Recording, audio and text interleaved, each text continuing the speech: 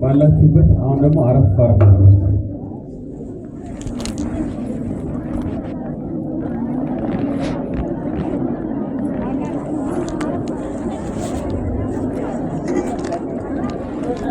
ዝማሬውን ያቀረበልን ለዘማሪ ዲያቆን አቤል መክብብ ዝማሬ መላእክትን ያሰማልን። ዝማሬ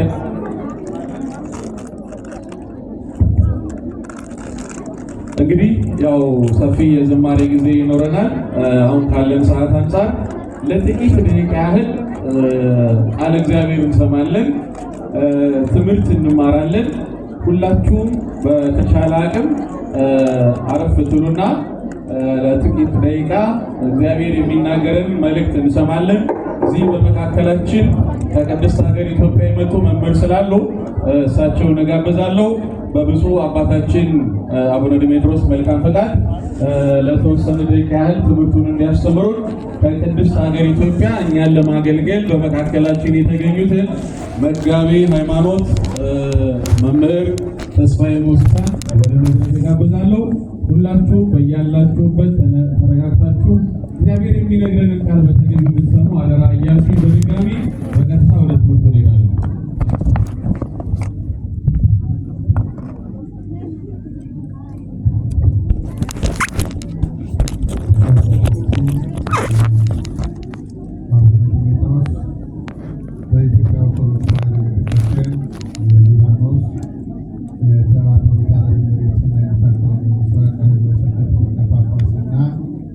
የቅዱስ ሲኖዶስ አባል ክቡራን የሀገረ ስብከቱ የስራ ክፍል ኃላፊዎች፣ ክቡር አባታችን አባ ሙሴ የዚህ ታላቅ ቤተ መቅደስ ዋና አስተዳዳሪ፣ ክቡራን የአድባራትና የገዳማት አስተዳዳሪዎች፣ ሊቃውንተ ቤተ ክርስቲያን፣ መምህራን፣ አበው ካህናት፣ አኀው ዲያቆናት፣ ወንድሞች ዲያቆናት፣ የሰንበት ትምህርት ቤት ደቀ መዛሙርት፣ የተወደዳችሁ ክርስቲያን ወገኖቻችን ሁላችሁ እንደምን አላችሁ?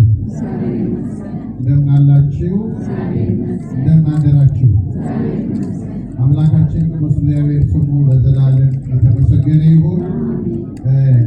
አጠር ላለ ደቂቃ ነው የምንማረው። ሙቀቱ ከባድ እንደሆነ ይታወቀኛል። በጣም ብዙ ናችሁ። ሙቀቱ ከባድ ነው። ግን ደግሞ ዛሬ የምናከብረው በዓል ሁላችሁ እንደምታውቁት ያ ትንሽ ብላቴና የ3 ዓመቱ ቅዱስ ቂርቆስ ያስተናገደውን መከራ አስበን ለበረከት እንዲያደርግልን እግዚአብሔር እንደሱ እንደ ጸጋ ቆጥረነው ጥቂት ደቂቃ እንሰማለን። እዚህ ያደረሰን አምላክ እግዚአብሔር ስሙ የተመሰገነ ይሁን።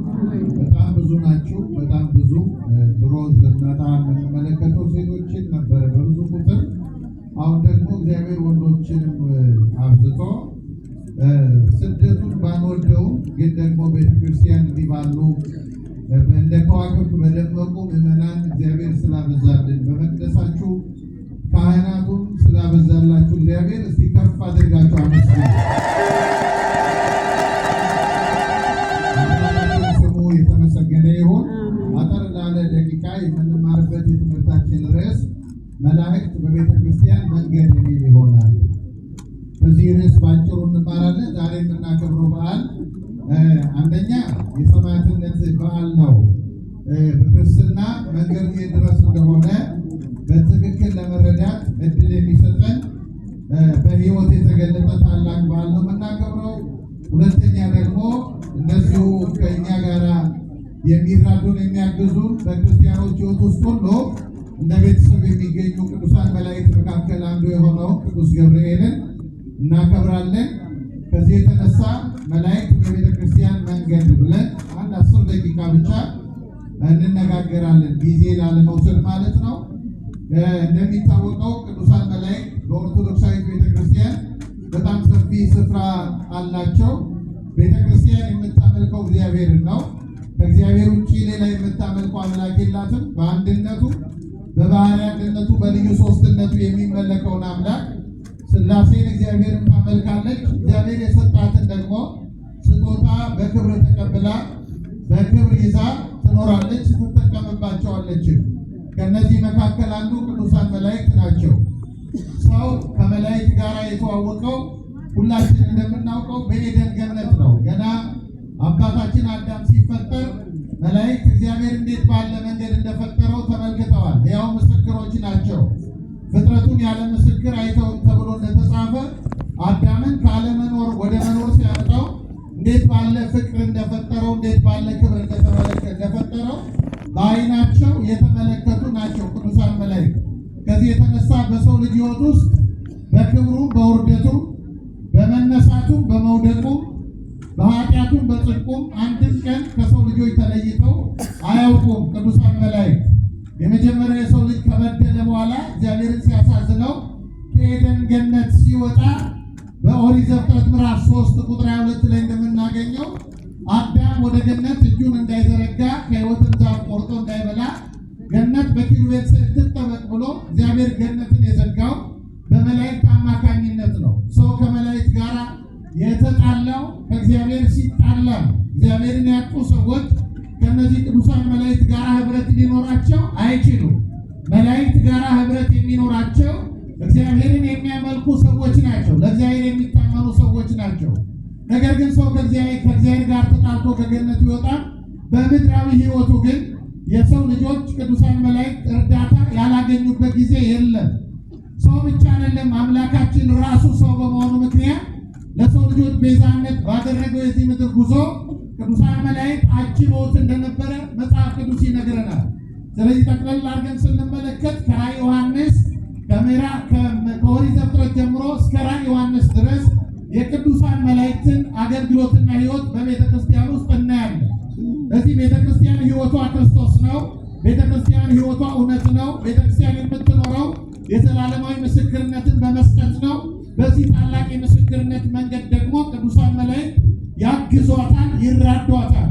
ከዚህ መካከል ዛሬ እንደምናየው ታላቁን አባታችን ሕፃን ሲሆን የ3 ዓመት ሕፃን ሲሆን ቤተ ክርስቲያን እንደ አባት ተቀብላ በቃል ኪዳኑ የምትታመንበት ቅዱስ ቂርቆስና እናቱ ቅድስት ኢየሉጣ ከሌሎችም ሰማዕታት ጋር ታላቅ ክብር የተቀዳጁበት ዕለት ነው። የቅዱስ ገብርኤልን እርዳታ የሚያገኙበት ዕለት ነው። ታሪክ ብቻ የምንተርክ ሳይሆን እነዚህ ሰማዕታት የቅዱስ ገብርኤልን እርዳታ ማግኘት እንዲችሉ ያደረጋቸው 3 ምክንያቶች አሉ። ክርስቶስን የመሰሉበት 3 ምክንያት አለ። አንደኛው ለእውነት በመቆም ነው። እውነተኞች ናቸው። ከእውነት ፈቀቅ የሚያደርጋቸው ምንም ነገር እንደሌለ በተግባር ያሳዩ ናቸው። ቅዱስ ቂርቆስ ተመልከቱ፣ ገና ብላቴና ነው። 1 ዓመት እንደሞላው ነው እኔ ክርስቲያን ነኝ እያለ ማወጅ የጀመረው። በሕፃንነቱ እግዚአብሔር ሲጠቀምበት የነበረ ነው። አንዳንድ ሰው እድሜው ጎልምሶ እድሜው አርጅቶ እግዚአብሔርን ሳያገኘው አንደበቱ በጎ ምስክርነት ሳይናገር በዚህ ምድር ላይ እግዚአብሔር የሰጠውን የእድሜ በጀት እንደዚህ የሚጨርስ ሰው አለ። እንዲህ ካለ ሕይወት መድኃኒዓለም ይጠብቀን። ልቡ እንደከፋበት የሚጨርስ ማለት ነው። በክህደት የሚጨርስ በኃጢአትና በበደል ብቻ እድሜውን የሚጨርስ ሰው አለ። ቅዱስ ቂርቆስ ገና በልጅነቱ 1 ዓመት እድሜ ላይ ሆኖ እኔ ክርስቲያን ነኝ እያለ ይመሰክር የነበረ ነው። ጌታ በወንጌል እንደተናገረ ከጥበበኞች ሁሉ ይህን ታላቅ ምስጢርና ጥበብ ከዚህ ዓለም ሰዎች ሰውረ ለእነዚህ ሕፃናት ስለገለጥክላቸው አመሰግናለሁ በማለት ያከበራቸው እንደነዚህ ያሉ ሕፃናት ናቸው። ሕፃናት የእግዚአብሔር ልብ ያላቸው ናቸው። እንደነዚህ ሕፃናት ካልሆናችሁ የእግዚአብሔር መንግሥት አታዩ ተብሎ የተጻፈው ለዚህ ነው። ሕፃናት እውነተኞች ናቸው። ሕፃናት ስሜታቸውን የማይደብቁ ናቸው። ገና በለጋ ዕድሜው በከንፈር የሚታለም ሳይሆን በልብ የታተመውን ክርስትናውን እኔ ክርስቲያን ነኝ ብሎ ይመሰክር የነበረ ነው። የሰማዕታት ሕይወታቸው ይሄ ነው። ቤተ ክርስቲያን የተመሰረተችው መስቀል ላይ ነው። ክርስቲያኖች ቤተ ክርስቲያን ክርስቶስ የሰማዕትነትን መንገድ ከፍቶ ነው ያሳያል። የመርቆ የሰጣት መንገድ ይሄ መንገድ ነው። የመከራ መንገድ ነው። ክርስትና ፈተና አለው። ፈተናው ትግል ያመጣል። ትግሉ ለድል ያበቃል። ድሉ ደግሞ አክሊል ያስገኛል። አምላካችን እግዚአብሔር አገልግሎታችንን ለአክሊል ያደርግልን። መንገድ ላይ የማይቋረጥ ያደርግልን። ክርስቲያኖች እስኪ ከኔ ጋር በሉ ክርስትና በሉ እስኪ ፈተና፣ ትግል፣ ድል፣ አክሊል አለው። በምቾት መንገድ የምናገኘው አክሊል የለም። በቤተክርስቲያን ታሪክና ሕይወት ውስጥ በምቾት መንገድ እየበሉ እየጠጡ እየተመቻቸው በዓለም ላይ እንደፈለጉ ሆነው ይህንን ታላቅ እግዚአብሔርን አክሊል ማግኘት የቻሉ የሉም። አልተጻፈም። ክርስቶስን ቤተክርስቲያንን ለድል ያበቃት ክርስቶስን ቤተክርስቲያን ትንሣኤዋን ያወጀላት በሞቱና በመከራው ነው። ይህን ታላቅ መከራ ተቀብሎ ነው ራሱን በወንጌል እንደነገረን ለጲላጦስ እኔ ስለ እውነት ለመሰክር ለዚህ ተወልጃለሁ እንዳለ ክርስቶስን በእውነት የመሰሉ ናቸው። በእውነት እሱን እንድንመስለው መድኃኒዓለም ይርዳል። ሁለተኛው እነዚህ ሰማዕታት ክርስቶስን ወዳጆቼ በጥልቅ ትዕግስታቸው መስለውታል። ትዕግስታቸው ድንቅ ነው። ቅዱስ ቂርቆስ ያስተናገደው ፍልውሃ ቀላል አይደለም። በሕፃንነት ዕድሜ ይሄ ብቻ አይደለም። በሕፃንነት ዕድሜው እነ እናቱ ቅድስት ኢየሉጣና ቅዱስ ቂርቆስ ይዛው የወጣችው ከሮም ነው። ከሮም ይዛው የወጣችው መከራ ሽሽት ነበረ። ዘመኑ የዲዮቅልጥያኖስ ነው። በክርስትና ላይ ሰይፍ የተዘረጋበት ክርስትናው በሰይፍ በመከራ በሞት ለአናብስት በመሰጠት የሚመዘንበት ዘመን ነበረ። እንደዚህ ዘመን በከንፈር ምስክርነት ብቻ የሚታይ አልነበረም። ሚዛኑ ሕይወት ነበር። የክርስትና እና ሕይወት ነው። ሕይወትን መገበር የሚጠይቅ ነበረ እና እናቱ አንድ 3 ሀገር ነው ይዛ ሄደችው። ከዚያ ከሮም ይዛ ወጣ ወደ ኢቆንዮን የሚባል ቅዱስ ጳውሎስ ወደ ሰበከበት አጋሪ ስትሸሽ እዚያም ከሮም የባሰ መከራ አለ። ሌላ 3ኛ ከተማ ወደ ሶሪያ አካባቢ ስትጓዝም እለእስክንድሮስ የተባለ ጨካኝ በዚያ እንደ እንግዳ ተሸሽገው ሲኖሩ ክርስቲያኖች ስለሆኑ በአደባባይ ጥያቄ እንዲቀርብላቸው እሱ ለሚያመልከው አማልክት እንዲንበረከኩ ጥሪ ተደርጎላቸው ሳለ ኢየሉጣ ገባት። እግዚአብሔር ለሰማዕትነት እንደጋበዛት እግዚአብሔር በዚህ የሞት መንገድ እንድታከብረው እንደወደደ ገባት። ነፍሷ የክርስቶስ ሙሽራ እንዲሆን ገባት። ቅድስት ኢየሉጣ ይህን ልጇን ይዛ፣ ነገር ግን አንድ ፍርሃት ነበራት። እናት ስለሆነ ልጇ ሕፃን ነው። እሷ ብቻዋን ሰማዕትነት ብትቀበል የዚህ ሕፃን ዕጣ ፈንታው ምንድን ነው የሚል ጥያቄ ነበራት። ያለ አባት ያሳደገችው ነው። ልጇ 3 ዓመት ብቻዋን ያሳደገችው። ይህ ፍርሃት ስለነበራት ይህን ያስፈራት ነበረ። እግዚአብሔር እሱንም ለሰማዕትነት አዘጋጅቶታል። ልክ በሄሮድስ ዘመን ለክርስቶስ ስም እንደተሰየፉ በሄሮድስ ጭካኔ እንደተሰየፉ 14,000 እልፍ ሕፃናት ያ የሕፃናት ዓለም አለ። እግዚአብሔርን በእምነታቸው አስደስተው የሚገቡ ሕፃናት እግዚአብሔር በሰማይ ይህንን አዘጋጅቷል። ለዚህ ከእነዚህ ሕፃናት በጊዜ ለክርስቶስ ምስክር ሆኖ ስለሞቱ ስለ ትንሣኤው መስክሮ ወደዚህ ዓለም እንዲገባ የእግዚአብሔር ፈቃድ ስለነበረ ይህን ፈቃዱን ለማስተናገድ የተዘጋጀ ሕፃን ነው። ከዚህ ሕፃን የምንማረው ይሄን ነው። ደግሞ ጥልቅ ትዕግስት፣ መከራን በትዕግስት ማስተናገድ። ወዳጆች እኛ የሰው ስድብ እንኳን በትዕግስት መመለስ እንኳን አቅቶናል። የሰው ግልምጫ እንኳን መታገስ አቅቶናል። ያን ታላቅ መከራ በትዕግስት ያሳለፈ ነው። በትዕግስት በጥልቅ ትዕግስታቸው ክርስቶስን የመሰሉ ናቸው። 3ኛው እነዚህ እናትና ልጆች ክርስቶስን ተመልከቱ። በምን መስለውታል ቢባል ጠላትን በመውደድ የክርስቲያኖች ሚዛናቸው ሕይወታቸው የሚለካው በዚህ ነው። ለጠላቶቻቸው በሚመልሱት ምላሽ እግዚአብሔር የሚደሰትበት፣ ወዳጆቻችንንማ ብንወዳቸው ስለሚጠቅሙን ነው።